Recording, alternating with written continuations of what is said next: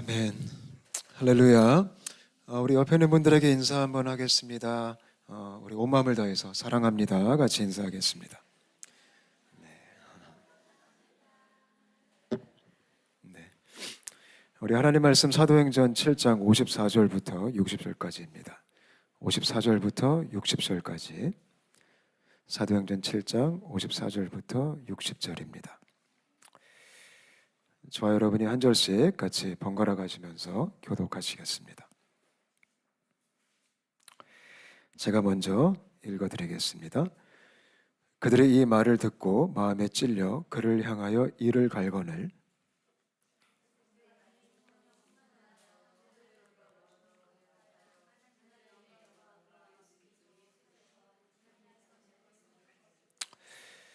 말하되 보라 하늘이 열리고 인자가 하나님 우편에 서신 것을 보노라 한대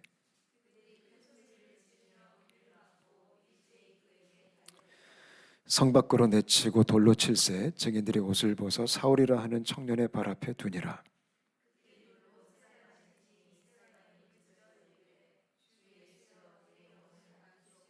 함께 읽겠습니다.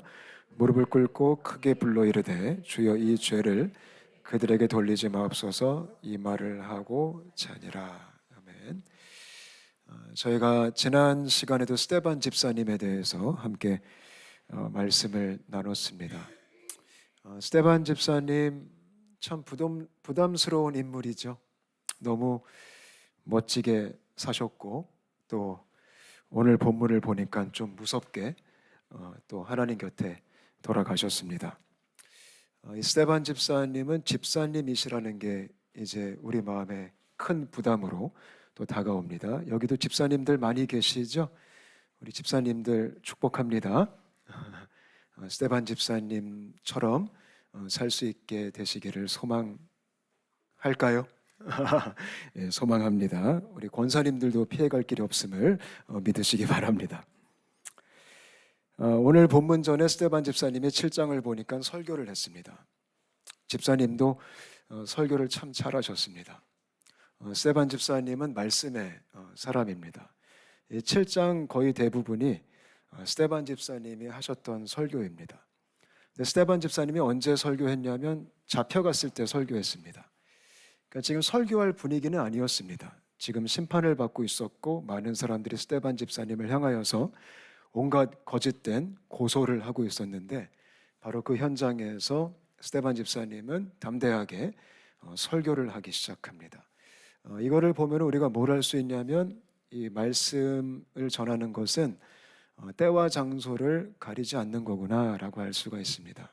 사실 저 같은 목사님들이 가장 설교를 편하게 할 수 있는 장소가 바로 교회죠. 그것도 이 강대상 뒤에 있으면 왠지 좀 든든하고 왠지 설교를 해야 되는 그런 분위기가 조성이 되잖아요.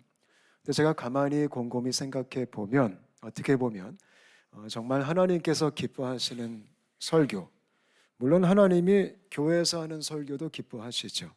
그것도 의미가 있고 굉장히 중요하죠. 근데 어떻게 보면 정말 하나님이 역사하시고자 하시는 참된 설교는 오늘 스데반 집사님처럼 정말 말씀이 필요한 곳에 정말 복음이 필요한 곳에 세상 복판에서 하나님을 적대하는 곳에서 하나님을 없다고 하는 곳에서 정말 하나님에 대해서 선포하고 예수 그리스도를 전하기 시작할 때 바로 그곳이 정말로 주님이 역사하시고자 하는 설교의 현장이 아닐까라는 생각이 듭니다. 저도 물론 이런 교회에서나 또 집회에서나 설교를 참 많이 했습니다. 근데 감사하게 제가 간혹가다 교회가 아닌 곳에서 세상 복판에서도 이렇게 설교를 할 수 있는 기회들이 있었습니다. 근데 그때는 참 마음가짐이 달랐어요. 이제 교회에서 하면은 그냥 제가 목사니까 해야 되는 일처럼 여겨질 때도 있는데 제가 밖에서 세상 복판에서 아무도 듣고 싶어 하지 않을 때 그때 말씀을 전했을 때 주님이 주시는 색다른 감동이 있었습니다. 저는 저와 여러분이 이 교회 안에만 갇혀 있는 크리스천들이 아니라 오늘 스데반 집사님처럼 이렇게 하나님을 싫어하는 곳에 가서도 하나님을 외칠 수 있는 그런 담대한 크리스천 되시기를 축복합니다. 오늘 수요일 저녁부터 이제 바이블 온이라는 성경 공부가 시작되는데요. 금요일 오전에는 우리 여성분들 중심으로 이제 많은 분들이 등록을 하셔서 교회에서 진행을 할 텐데, 수요일은 그렇게 많지는 않으십니다. 그리고 대부분 또 이 직장 생활 하시는 분들이시기 때문에 제가 수요일 날 등록하신 분들에게 연락을 좀 드렸습니다. 교회로 오지 마시고 제가 가겠습니다. 그래서 이왕이면 여러분들이 일하시는 곳에 그 근처라도 가서, 그리고 가능하시다면 여러분 직장 동료 중에 한두 명 꼬셔오셔서 함께 커피 한잔 하면서 하나님에 대한 이야기를 하면 얼마나 좋을까. 사실 제가 꿈꿨던 사역입니다. 저는 이 홍콩 땅에 와서 온사랑교회를 섬기면서 우리 성도님들이 속한 곳에 일상 속에 들어가서 말씀을 전하고 싶습니다. 그래서 어떻게 보면 오늘 시작하는 그 모임이 중요한 발판이 되었으면 좋겠습니다. 그래서 기대감이 있습니다. 우리 온사랑교회 사역이 이런 출장 예배로 가득하면 얼마나 좋을까. 출장 예배, 출장 말씀 사역. 그래서 제가 월화수목금 맨날 다녀도 상관없습니다. 한 번은 센트럴, 한 번은 구룡, 한 번은 통총 가도 상관없습니다. 우리가 일상 속에서 살아가는 곳에서 정말 하나님 말씀을 증거하고 함께 예배하고 함께 그곳에서 주 예수 그리스도의 복음을 선포할 수 있다면 아마 하나님의 영광이 나타나지 않을까 싶습니다. 아멘이시죠? 그래서 저희 교회가 스테반 집사님처럼 이렇게 세상에서 말씀을 전할 수 있는 그런 선교적인 어떤 전도적인 사명을 잘 감당하게 되었으면 좋겠습니다. 스테반 집사님은 제가 7장을 쭉 보니까 설교를 참 기가 막히게 하셨습니다. 이 구약 성경 아브라함 때부터 이 다윗까지를 쫙 설명을 하시면서 조목조목 예수 그리스도의 복음에 대해서 정확하게 말씀을 나누십니다. 이거를 보면 이분이 얼마나 박식했는지를 알 수 있습니다. 성경에 대해서, 진리에 대해서. 저는 저와 여러분이 이 말씀에 대한 지식이 있게 되시기를 바랍니다. 사실 우리가 알아야지 전하죠. 우리가 알고 있어야지 말해줄 수 있잖아요. 제가 볼 때 오늘날 교회 안에서 가장 좀 안타까운 게 뭐냐면, 우리가 많이 아는 것 같은데 잘 모를 때가 있고, 우리가 많이 들었기 때문에 안다라고 생각하지만 확실하지 않을 때가 많이 있는 것 같습니다. 저는 저희가 배우고 확실한 일에 거할 수 있게 되시기를 바랍니다. 성경도 끊임없이 배움에 대해서, 학습에 대해서, 그 진리를 가르치고 습득하는 것에 대해서 많이 강조를 하십니다. 그래서 스테반 집사님은 성경을 통달했던 분이십니다. 구약부터 이 시대까지 복음적인 관점으로 성경을 관통하셨던 분입니다. 저는 우리에게 그런 관점이 생기게 되시기를 바랍니다. 저는 소망이 있습니다. 눈만 감으면 성경이 좀 펼쳐졌으면 좋겠어요. 창세기부터 계시록까지 쭉 가면서 이런 내용이지. 그런 큰 그림이 생기고, 또 복음을 중심으로, 그리스도를 중심으로 성경적 지식이 있다면 우리가 누구를 만나든지 담대하게 하나님 말씀을 증거할 수 있다고 확신합니다.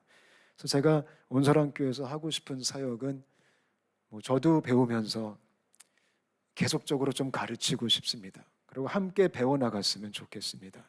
사실 교회가 바로 그런 곳입니다. 함께 말씀을 배우는 공동체입니다. 저희 교회가 말씀 안에 든든히 세워져서 여러분 한 분 한 분이 스테반 집사님처럼 이런 위대한 설교자가 되시기를 바랍니다. 아멘. 싫으세요? 좋죠? 네, 좋죠? 너무 듣는 것만 좋아하시는 것 같아요. 제가 볼 때 요즘 이 크리스천들은 좀 그만 좀 들으세요. 그만 좀 들으시고. 솔직히 많이 들었잖아요, 사실. 그리고 여러분 매주마다 너무 많이 들으시잖아요. 그리고 또 그것도 부족해서 유튜브 또 들으시잖아요. 그래서 어떤 분이 천국에 귀만 간대요. 귀만. 하도 들어가지고. 이제 좀 선포할 수 있게 되시기를 바랍니다. 오늘 본문은 설교 이후의 이야기입니다. 설교 이후의 이야기. 오늘 말씀 보니까 54절에 스데반 집사님의 설교를 들은 사람들의 마음속에 한 가지 반응이 일어났습니다. 그게 뭐냐면 마음이 찔렸습니다.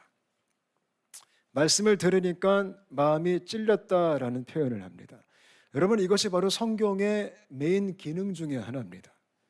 이것이 말씀의 능력입니다. 말씀은 우리를 찌릅니다. 그래서 히브리서 말씀에 그런 표현하시죠. 이 말씀이 좌우의 날선 검이다. 우리의 심령 골수를 찔러 쪼갠다. 진짜 무서운 말이죠. 그러니까 말씀은 칼인데 그것도 양쪽에 날이 선 그런 아주 날카로운 칼이라는 거예요. 이 수술용 메스만큼 날카로워서 모든 것을 꿰뚫어 버릴 수 있는 능력이 말씀 안에 있다라는 거예요. 그래서 우리가 말씀을 대할 때마다 사실 찔림이 있어야 됩니다. 여러분, 찔림은 은혜입니다. 찔림은 성령님의 역사입니다. 찔림이 간혹가다 잔소리처럼 들릴 때도 있지만 그 잔소리, 하나님의 성령님의 잔소리는 축복입니다. 제가 볼 때 우리 주님의 잔소리의 대가이신 것 같습니다. 이 성경을 봐도 얼마나 잔소리가 많으신지, 뭐 이렇게 해라 저렇게 해라 하지 말라, 정말 가끔 짜증이 날 정도로 아니 어떻게 살으라고 그런 생각이 들 정도로 참 우리 주님 집요하게, 또 간혹가다 또 우리가 실수하면 그것도 기가 막히게 잡아내셔가지고 찔리는 말씀 툭 하나 던져주시는 그런 아름다운 성령님의 역사하심, 그게 성경의 은혜입니다. 저는 저와 여러분이 이런 은혜를 날마다 받을 수 있게 되시기를 축복합니다. 우리는 흔히 은혜 받았다 그러면 뭐를 많이 생각하죠? 감동받았다, 위로받았다, 치유받았다, 그냥 기분이 좋았다, 그렇게 많이 생각을 하죠. 물론 성경은요, 위로용으로도 쓰이기도 합니다. 감동용으로도 쓰이기도 합니다. 그리고 힐링용으로도, 격려용으로도, 응원용으로도 성경이 쓰이기도 합니다. 근데 그럼에도 불구하고 성경의 주요 기능은 훈계용, 찔림용, 그런 용도가 굉장히 많다라는 것입니다. 디모데후서 말씀 보니까 의로 교육하게 바르게 함을 가르친다. 그러니까 생활 지침서예요. 그게 성경 말씀이에요. 그래서 하나님 말씀이 딱 증거되면 찔림의 역사가 일어나는 겁니다. 저는 저와 여러분이 매일매일 찔렸으면 좋겠습니다.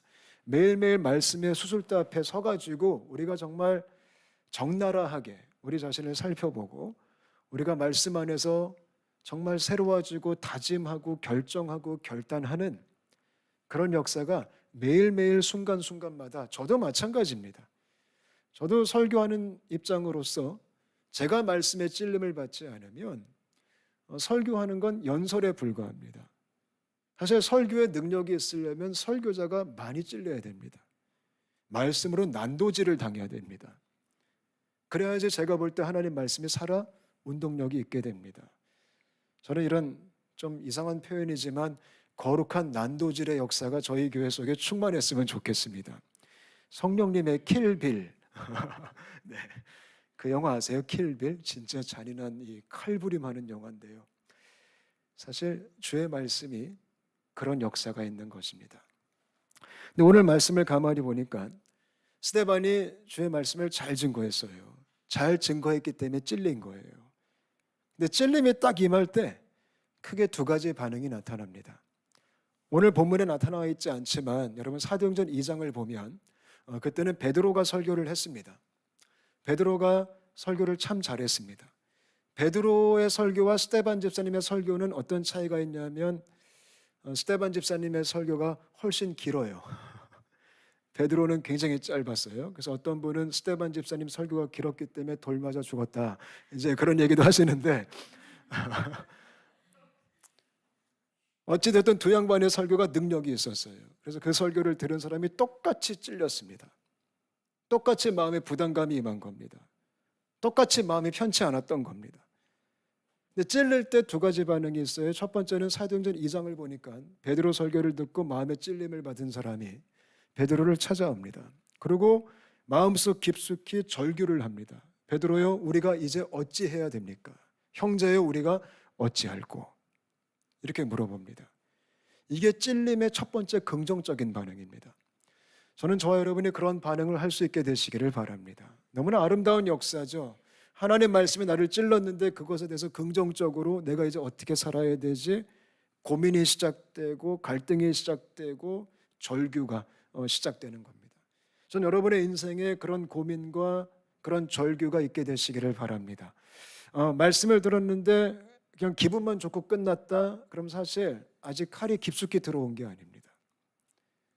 이게 나를 굉장히 불편하게 해야 됩니다. 그리고 고민과 근심, 성령 안에서 하는 좋은 근심을 하기 시작해야 됩니다. 저는 그렇게 표현해요. 은혜 받은 사람은 그때부터 참 심각해진다. 그게 사실입니다. 은혜는 가벼운 사건이 아닙니다. 무거운 사건입니다. 하나님의 영광을 보고 싶다. 그 영광이란 단어가 무겁다라는 뜻입니다. 그래서 하나님의 영광이 말씀 가운데 임하면 우리의 삶 속에 무거움이 찾아오는 겁니다. 우리 인생을 송두리째 흔드는 우리의 모든 가치와 그 세계관을 송두리째 지진이 임할 정도로 흔들어 버리는 주님의 역사가 있게 되시기를 바랍니다. 두 번째 찔림의 반응은 오늘 본문에 나옵니다. 스데반 설교를 듣고 이 회중들이 찔렸습니다. 근데 이들은 어떻게 반응하죠? 이를 갑니다. 이게 보편적인 두 가지의 절대적인 반응들입니다. 하나님 말씀이 증거되면 한 부류는 무릎을 꿇습니다. 한 부류는 이를 갈고 돌을 듭니다. 지금도 마찬가지입니다. 여러분, 지금도 말씀이 증거되면 어떤 사람은 그 말씀 앞에 무릎을 꿇습니다. 그리고 어떤 사람은 돌을 듭니다. 저도 그런 경험을 해본 적이 있습니다. 제가 복음을 전하고 진짜 믿음에 대해서 설교를 참 많이 했습니다. 여러 나라를 다니면서 그 말씀을 증거했습니다. 근데 늘 두 가지 반응이 있어요. 무릎 꿇는 사람이 있고 절규하는 사람이 있고요. 어떤 사람은 듣다가 나가시는 분들이 있습니다. 도저히 못 듣겠다. 그건 어쩔 수 없습니다. 저는 저와 여러분이 하나님 앞에 무릎 꿇을 수 있게 되시기를 바랍니다. 아무리 찔리는 말씀이 증거된다 할지라도, 아무리 기분이 조금 안 좋다 할지라도, 아무리 내가 추구했던 삶과 정반대의 이야기가 지금 증거되고 있다 할지라도 그게 하나님의 진리의 말씀이라면 우리가 무릎을 꿇을 수 있게 되시기를 축복합니다. 그렇다면 이 둘의 차이가 뭘까요? 돌 드는 사람과 무릎 꿇는 사람의 어떤 차이가 있길래 그런 극단적인 반응을 할 수밖에 없을까요? 마음의 차이가 있는 겁니다. 마음의 차이. 여러분, 예수님께서 비유로 말씀하신 이야기 중에 그 마음밭 이야기 아시죠? 네 가지의 마음밭. 가시덤불, 돌이 있는 거, 그리고 뭐 딱딱한 첫 번째 그 땅이죠. 마지막은 좋은 밭이 있잖아요. 오늘 돌을 든 사람은 어떤 마음의 밭일까요? 첫 번째 밭입니다. 딱딱하게 굳은 땅입니다. 그래서 말씀의 씨가 뿌려졌는데 그 씨가 들어갈 수 없을 정도로 강박하고 교만하고 고집이 센 겁니다. 그런 사람들이 바로 돌을 드는 사람들이고 이를 갈아버리는 사람들입니다. 우리 수요예배 오실 정도면 아마 돌은 딱딱한 밭은 아니라고 생각이 됩니다. 근데 오늘날도 이런 딱딱한 밭들이, 이런 길들이 얼마나 많은지 몰라요. 이 딱딱하신 분들은 특징이 있습니다. 고집이 셉니다. 그래서 어느 순간 내가 고집스러워졌다? 그런 느낌이 든다면 혹시 내 마음이 지금 굳어가고 있는가 경계해 볼 수 있게 되시기를 바랍니다. 또 마음이 길가인 사람, 딱딱한 사람들은요, 삐딱합니다. 그게 그들의 특징입니다. 불평이 많고 굉장히 부정적입니다. 아니, 교회가 왜 이래? 기독교가 왜 이래? 오늘 예배 이상하네? 교회 이러면 안 되죠? 이런 말을 툭툭 아주 습관적으로 잘 던지기 시작합니다. 삐딱하고 고집스러워지기 시작하면 마음이 딱딱해지는 증상입니다. 저는 혹시 우리 공동체 안에 그런 분들이 계시다면 성령님이 역사하셨으면 좋겠습니다. 그 마음을 기경해 주셨으면 좋겠습니다. 에스겔 36장을 보니까요, 성령님이 오시면 마음을 부드럽게 하신다라고 표현하고 있죠. 굳은 마음을 제하여 버리신다. 그런 역사가 있었으면 좋겠습니다. 특히 신앙생활 오래 하시다가 상처받으신 분들이 길가의 마음을 얻을 때가 굉장히 많이 있습니다. 그 상처 때문에. 그런 분들 위해 우리가 기도해야 됩니다. 은혜의 단비가 임할 수 있도록. 딱딱한 땅은요, 물이 좀 비가 오면 부드러워지기 시작하죠. 저는 성령의 단비가 우리 교회 가운데 내렸으면 좋겠습니다.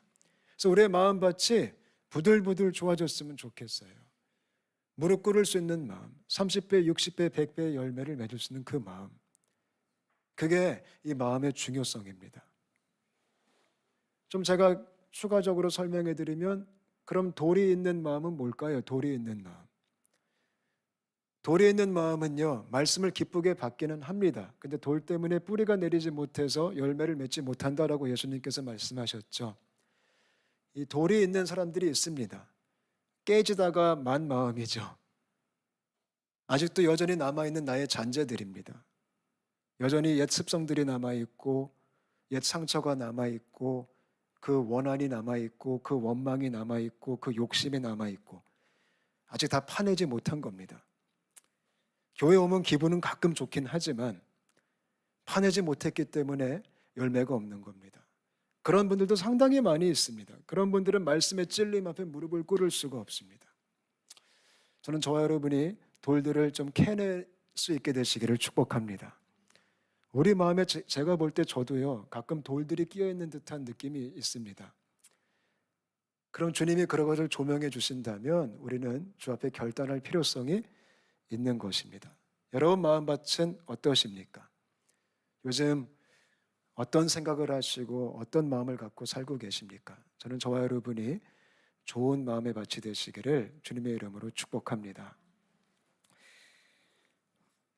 어찌되었던 오늘 기분 나쁜 사람들이 이를 갈면서 스데반 집사님을 향해서 돌을 들고 이제 해하려고 돌진을 합니다. 얼마나 무서웠을까요?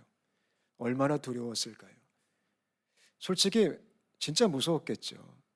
이분도 사람이니까. 근데 여기서 놀라운 장면이 펼쳐집니다. 사람들이 이를 갈고 스데반 집사님을 죽이려고 돌을 들고 달려들기 시작할 때 누가 나타나세요? 하나님이 나타나십니다. 전 이 부분이 얼마나 은혜가 되는지 몰라요. 여러분, 제가 질문할게요. 여러분 인생에 하나님이 나타나기를 원하십니까?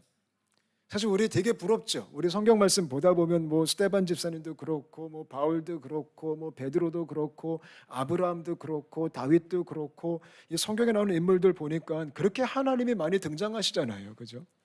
막 나타나시고 역사하시고 보여주시고 들려주시고 참 저도 이게 부러워요.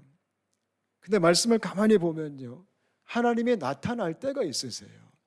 근데 대부분 그때가 어느 때냐면 이렇게 스데반 집사님처럼 목숨을 걸고 주님을 붙들 때, 그런 헌신적인 마음으로 우리가 주님을 신뢰할 때, 다니엘 세 친구처럼 그리 아니하실지라도 에스더처럼 내가 죽으면 죽으리라 이런 믿음으로 우리가 주님을 붙들기 시작할 때, 그때 하나님이 등장하시더라고요. 그냥 내가 잘 살고 싶고 내가 좀 호강하고 싶고 내가 좀 편하고 싶고 이럴 때는 그렇게 주님이 안 나타나시다가 우리가 정말 복음을 위해서 목숨을 걸고 정말 주님을 사랑하는 마음으로 스데반 집사님처럼 전진하기 시작할 때 이런 인생은요, 주님이 안 나타나실 수가 없는 거예요. 저는 저와 여러분이 하나님이 역사하지 않을 수 없는 그런 삶을 살 수 있게 되시기를 바랍니다. 그게 얼마나 놀라워요. 그러니까 하나님이 지금 더 급해서 그냥 나타나셔야 되는 거예요. 이 절체절명의 이 순간 속에 그 스데반 집사님을 위로하고 격려하고 응원하기 위해서 우리 주님이 친히 그런 표현하죠. 보좌에 벌떡 일어나셔가지고.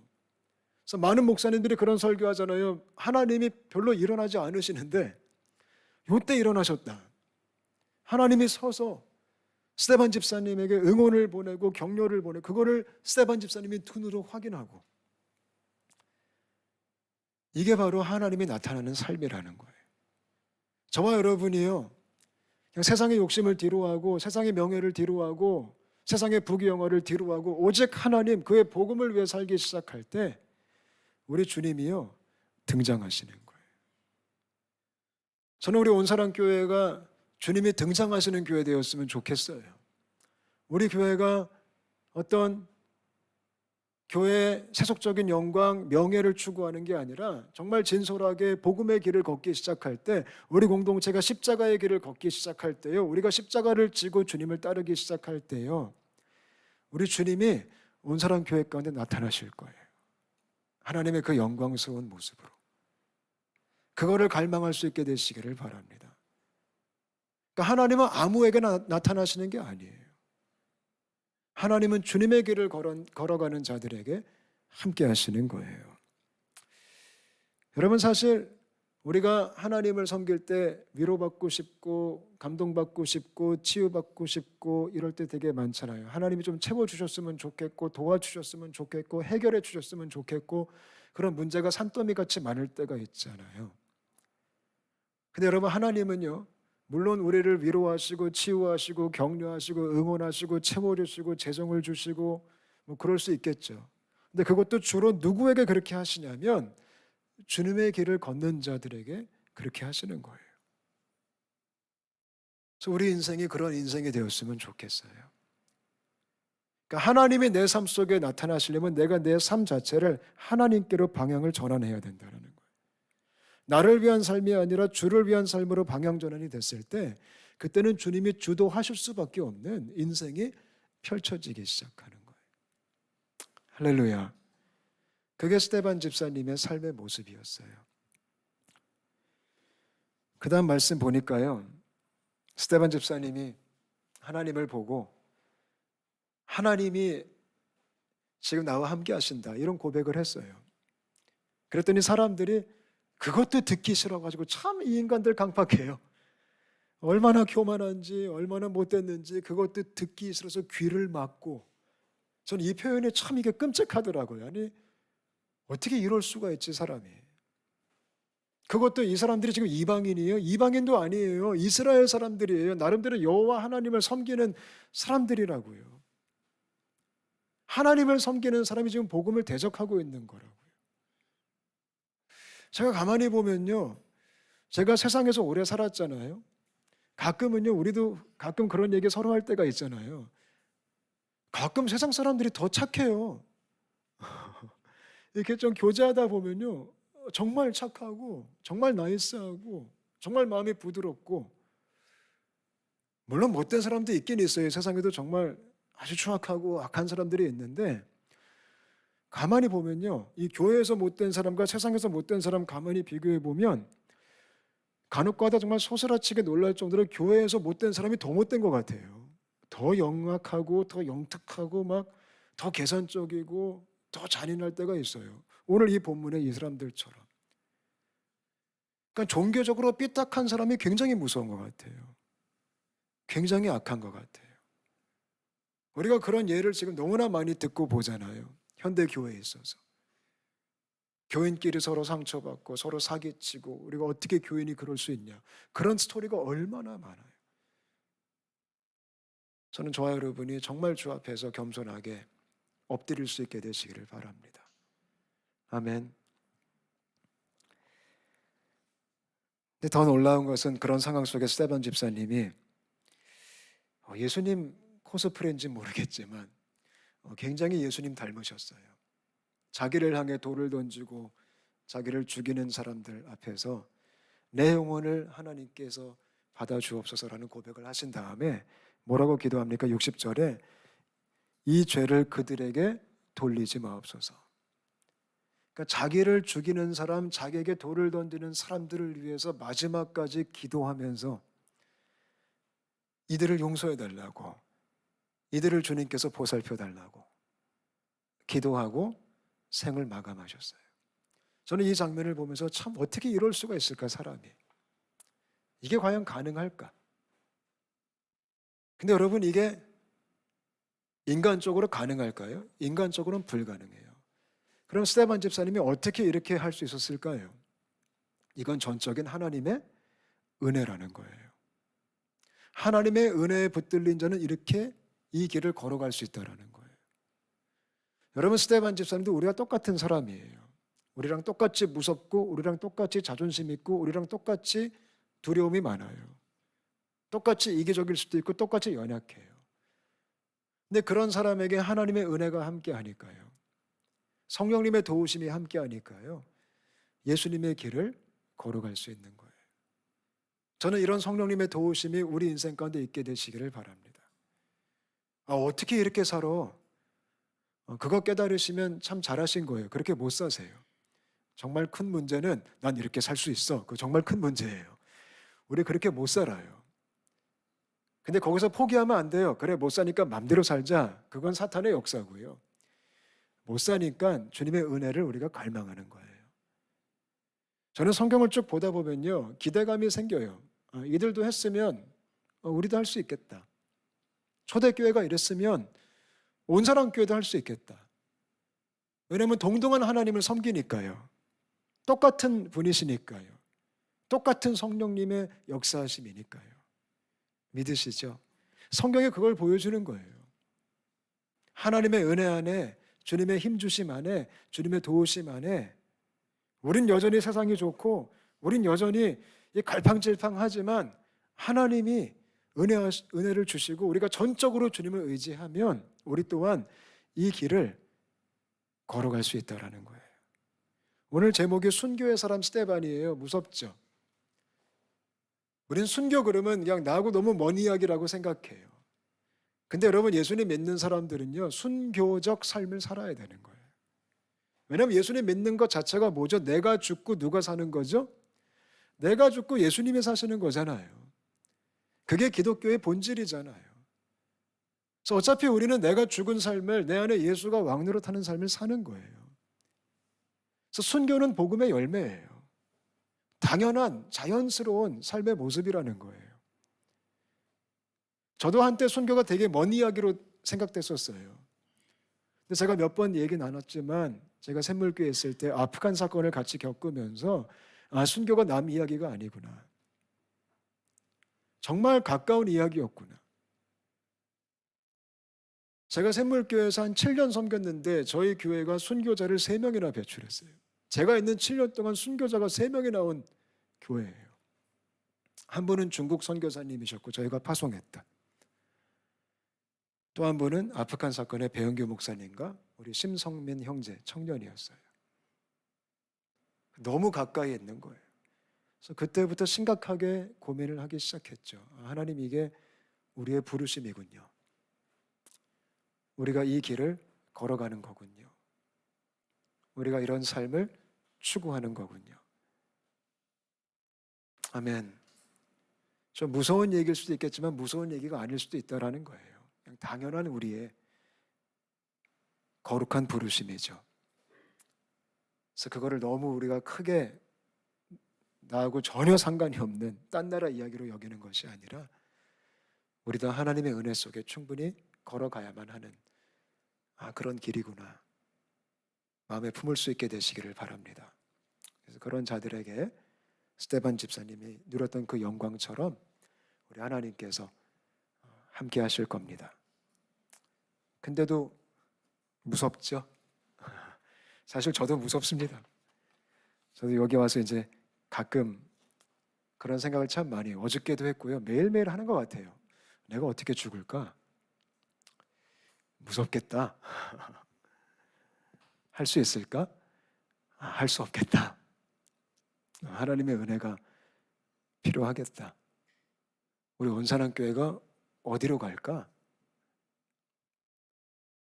인간적으로는 잘 부흥도 하고 홍콩에서 인정받는 교회가 되고 이민교회 중에 한국에서 알아주는 이민교회가 되고 그러면 되게 좋겠다. 그런 생각도 하면서요. 절레절레 아닐 수도 있겠다. 이 마지막 때에 우리가 걸어가야 되는 길은 어떤 길일까? 그런 신중한 고민을 하게 됩니다. 같이 할 수 있게 되시기를 바랍니다. 아멘. 우리 한번 옆에 있는 분들에게 인사 한번 할까요? 편하게 살기는 글렀습니다. 같이 한번 인사하겠습니다.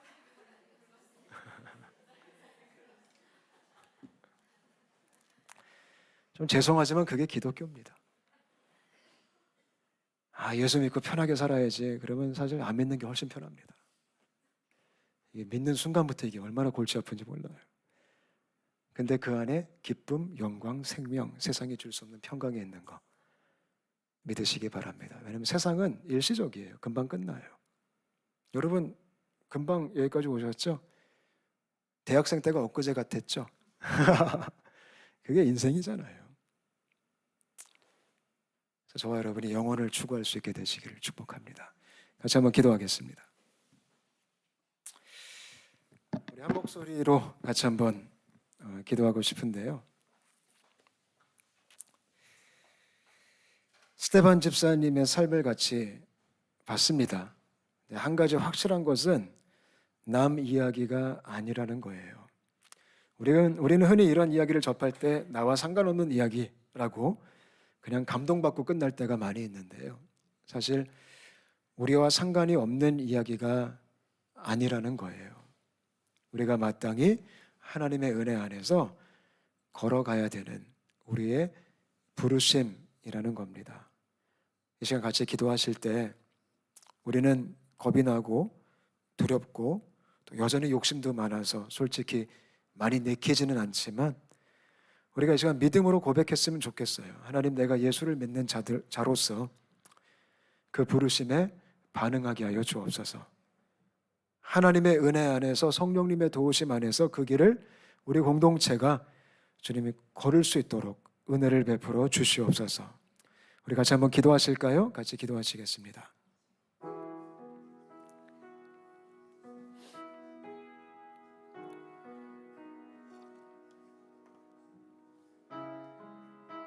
하나님, 감사합니다.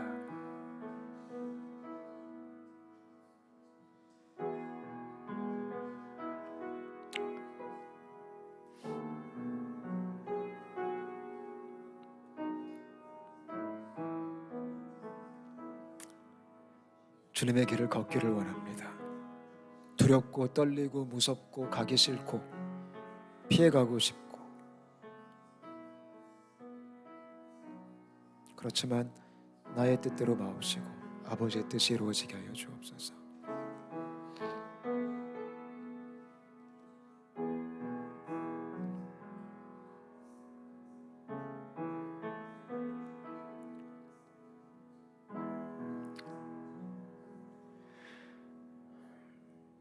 하나님, 사순절 기간입니다. 겟셋마네 동산에서 절규하며 기도하셨던 예수님의 모습이 생각이 납니다. 할 수만 있다면 이 잔을 피해갈 수 있게 해달라고. 주님, 예수님도 무서우셨나 봅니다. 예수님도 부담스러우셨던 것 같습니다. 그 십자가의 길이. 그러나 예수님께서는 나의 뜻대로 마옵시고 아버지의 뜻대로 해달라고 기도하셨습니다. 주님이 하물며 저희는 더 무섭습니다. 저희는 가기 싫을 수도 있습니다. 그리고 저희는 도망가고 싶고 피해가고 싶습니다. 근데 하나님의 은혜가 저희를 살리셨고 하나님의 은혜가 저희를 하나님의 자녀 삼으셨고 또 하나님의 은혜가 저희들에게 거룩한 꿈을 주셨습니다. 그래서 우리가 무섭지만 주님 따르고 싶고 두렵지만 십자가를 지고 싶고 도망가고 싶지만 주님께 순종하고 싶습니다. 주님 도와주시옵소서. 저희 교회를 도와주시옵소서. 세상의 부귀영화 따라가는 게 아니라 사람의 박수갈채를 따라가는 게 아니라 세상에서 인정받는 것을 따라가는 게 아니라 우리가 오늘 같이 말씀을 통해 보았던 스데반 집사님처럼 또 많은 신앙의 선배님들처럼 주님을 따르는 저희 교회가 될 수 있도록 함께하여 주옵소서. 그래서 저희 교회 가운데 우리 개개인의 삶 속에 하나님이 나타나셨으면 좋겠습니다. 하나님이 영광 받으셨으면 좋겠습니다. 주님, 그렇게 저희를 이끌어 주시고 인도하여 주시고 사용하여 주시옵소서. 주님 고맙습니다. 주께 감사드리고 예수님의 이름으로 간절히 기도합니다. 아멘. 하늘에 계신 우리 아버지여, 이름이 거룩히 여김을 받으시오며 나라의 마음씨며 뜻이 하늘에서 이룬 것 같이 땅에서도 이루어지이다. 오늘날 우리에게 일용할 양식을 주옵시고 우리가 우리에게 죄 지은 자를 사하여 준 것 같이 우리 죄를 사하여 주옵시고 우리를 시험에 들게 하지 마옵시고 다만 악에서 구하옵소서. 대개 나라와 권세와 영광이 아버지께 영원히 있사옵나이다. 아멘. 감사합니다. 찬양합니다. 예배를 마쳤습니다. 자유롭게 교제하시다가 돌아가시면 되겠습니다.